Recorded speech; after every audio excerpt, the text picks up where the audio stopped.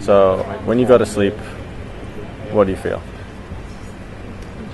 When I feel fear, at that moment when I feel like something could happen, at that moment when I'm about to flip the switch, I'm afraid that something will appear to me, even if it's someone I really want to see or something I really want to see, like Paramahansa Yogananda. I am afraid of it because I sense it, and then I don't know, it's just a fear of it, and then I shut it down, I close the door. How can I transform that? So you have the fear, and the fear is of seeing. The example you gave was Paramahansa Yogananda. So the fear is of seeing a divine enlightened being. And just maybe close your eyes. And right now, close your eyes. And imagine you're about to fall asleep. And feel the fear come up inside you.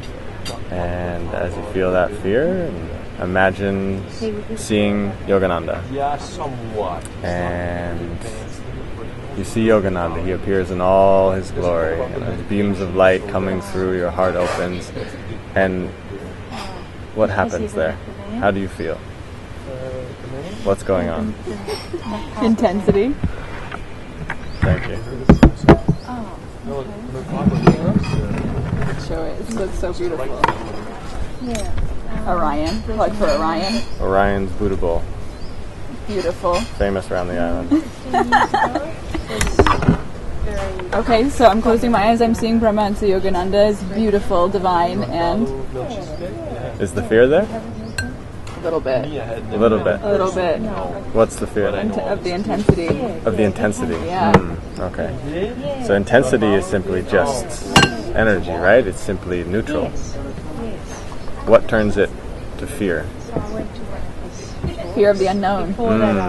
Okay, good. Very good. Yeah.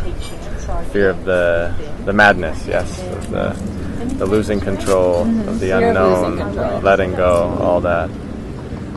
The interesting part about that is when one does let go and lose control,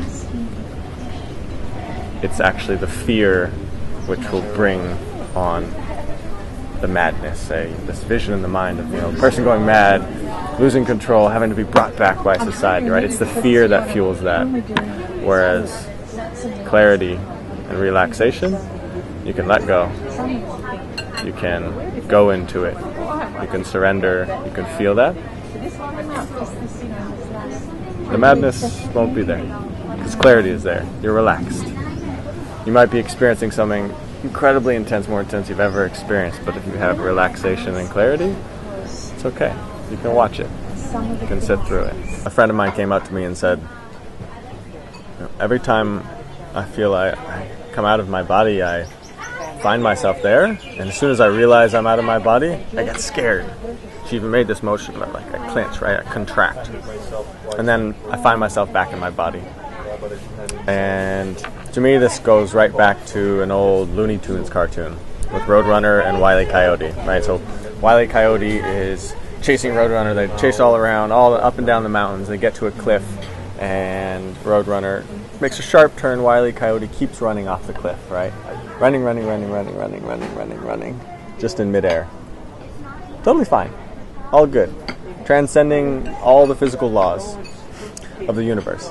And then the crucial moment comes when he realizes what he's doing. And he falls. And it's a really, really good analogy to what happens with astral projection, with lucid dreaming, is someone comes out of their body and it's okay for the first part, and then they realize what's going on, and then their mind comes in, and the limitations of their mind and what they believe is possible causes fear. All of a sudden they're out in this unknown place, and they think, oh, this is not possible, it can't be, so then it becomes not possible, and they go right back in their physical body. It's a funny thing how it works. And then you were saying about, can you talk about Prem Baba's reflections on ecstasy and fear, and what is it that he says? Yeah, Prem Baba says that our greatest fear is not suffering, it's ecstasy. It's living in ecstasy. We're not actually mostly scared of suffering.